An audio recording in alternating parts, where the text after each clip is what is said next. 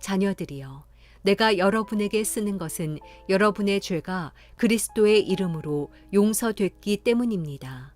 아버지들이여, 내가 여러분에게 쓰는 것은 여러분이 태초부터 계시는 분을 알기 때문입니다.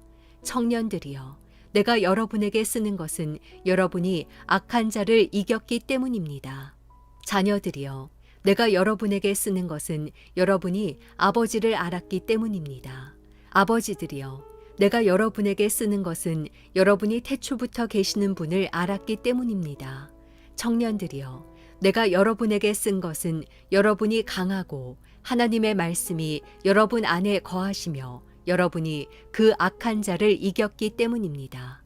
여러분은 이 세상이나 세상에 있는 것들을 사랑하지 마십시오. 누구든지 세상을 사랑하면 아버지의 사랑이 그 사람 안에 있지 않습니다.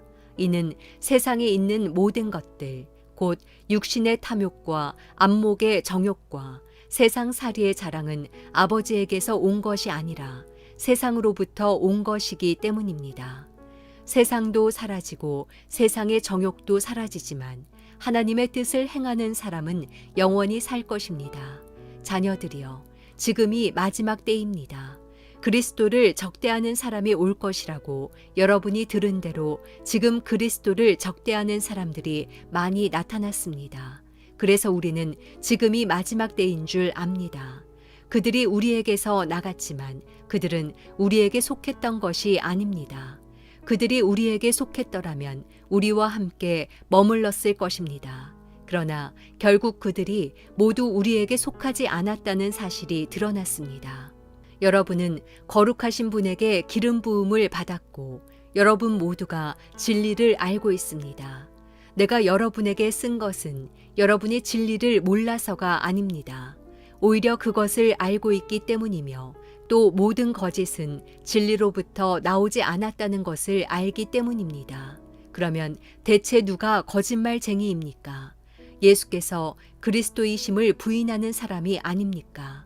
아버지와 아들을 부인하는 사람이 곧 그리스도의 적대자입니다. 누구든지 아들을 부인하는 사람은 아버지를 모시지 않는 사람입니다. 그러나 아들을 시인하는 사람은 아버지를 모시는 사람입니다. 여러분은 처음부터 들은 것을 여러분 안에 간직하십시오. 만일 처음부터 들은 것이 여러분 안에 거한다면 여러분은 아들과 아버지 안에 거하게 될 것입니다. 이것이 그리스도께서 친히 우리에게 약속하신 것인데 바로 영원한 생명입니다. 나는 여러분을 속이는 사람들에 관해 여러분에게 지금까지 썼습니다. 여러분으로 말하자면 그리스도께서 기름 부어주신 것이 여러분 안에 머무르므로 아무도 여러분을 가르칠 필요가 없습니다. 그리스도께서 기름 부어주신 것이 여러분에게 모든 것을 가르쳐 주십니다. 그 가르침은 참되고 거짓이 없으니 여러분의 가르치신 그대로 그리스도 안에 머무르십시오. 그러므로 자녀들이여 항상 그리스도 안에 머무르십시오. 그러면 그리스도께서 나타나실 때 우리가 담대하고 그분이 오실 때 그 앞에서 부끄러움을 당하지 않을 것입니다. 하나님께서 의로우신 분임을 여러분이 안다면 의를 행하는 사람은 누구나 하나님에게서 난 것을 알 것입니다.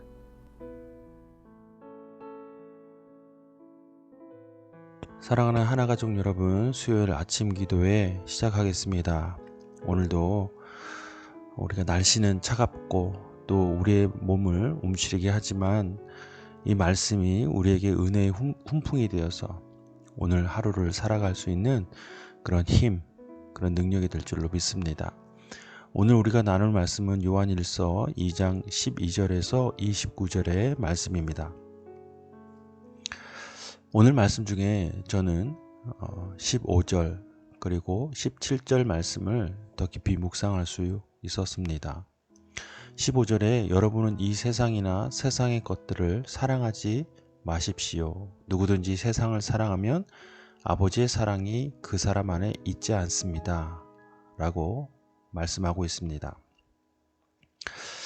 사람의 욕심은 끝이 없습니다. 하나를 가지면 둘을 가지고 싶고 둘을 가지면 넷을 가지고 싶은 것이 사람의 욕심이고 사람의 마음입니다. 그런데 성경은 늘 우리에게 말씀하시기를 그리스도인들은 두 주인을 섬길 수 없다라고 말씀하십니다. 즉 우리 마음에 두 가지를 품을 수 없습니다. 즉 하나님을 향한 마음과 세상을 향한 마음, 그 두 가지를 동시에 품을 수가 없는 것입니다. 이것을 비유할 때 가장 좋은 모습은 물과 기름이 섞이는 것입니다. 아무리 두 가지를 함께 하고 싶다 하더라도 물과 기름은 섞일 수 없습니다. 그 성질이 다르기 때문입니다. 그 방향성도 다르고 그 안에 있는 속성도 다른 것입니다. 그리스도인들이 그 마음에 하나님을 향한 사랑을 갖고 있으면서 동시에 세상을 사랑한다는 것, 이것은 물과 기름과 같은 것입니다. 그러니 15절에도 세상의 것들을 사랑하지 않아야 하는 이유는 세상을 사랑하면 하나님을 사랑할 수 없기 때문이라고 말합니다. 그리스도인들은 두 가지 중에 한 가지를 선택해야 합니다. 그러나 분명한 것은 다른 한 가지의 선택지는 결국 죽음과 멸망입니다. 사망의 길입니다. 세상을 사랑하면 사랑할수록 우리 자신을 사망의 길로 인도하는 것입니다. 우리는 너무나 잘 알고 있습니다. 우리가 선택해야 하는 것, 우리가 품어야 할 오직 한 가지는 바로 하나님을 사랑하는 일이라는 것 말입니다.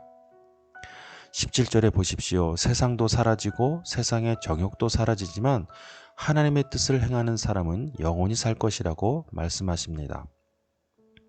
세상의 것들이 영원할 것처럼 우리는 바라보고 의지하고 소망하고 또 그것의 마음을 빼앗깁니다.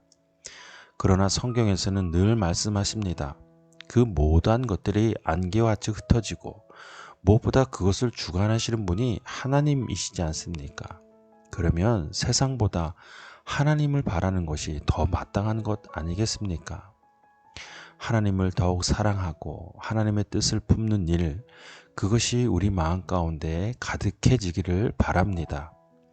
그 이유가 지금이 마지막 때라고 경고하고 있습니다.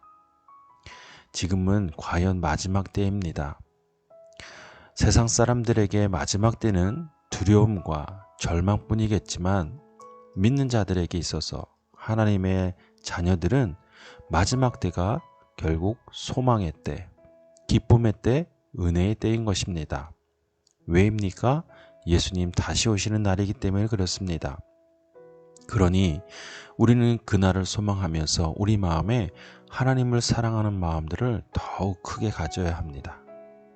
세상을 사랑하기보다 하나님을 사랑하는 마음, 마지막 때에 두려움을 갖게 되는 세상이 아니라 우리에게 은혜를 주시고 하나님의 영원한 나라의 백성으로 삼으시는 그 하나님을 사랑하는 마음, 그 마음으로 우리는 이 마지막 때를 살아가야만 합니다. 사랑하는 여러분, 오늘 하루를 살아가면서 하나님을 사랑하는 마음이 무엇이겠습니까? 하나님의 말씀에 순종하십시오. 그 뜻이 무엇인지를 헤아리고 그 뜻을 우리의 말과 행실로서 어떻게 우리가 반응하여 드릴지를 고민하십시오. 그리고 그런 하루를 살아내면서 내가 하나님을 사랑합니다. 그러한 고백을 우리의 삶으로 드리는 귀한 하나가족 되기를 주님의 이름으로 축복합니다. 이 시간 각자의 주시는 말씀을 묵상하고 오늘 하루를 의탁하며 함께 기도하겠습니다.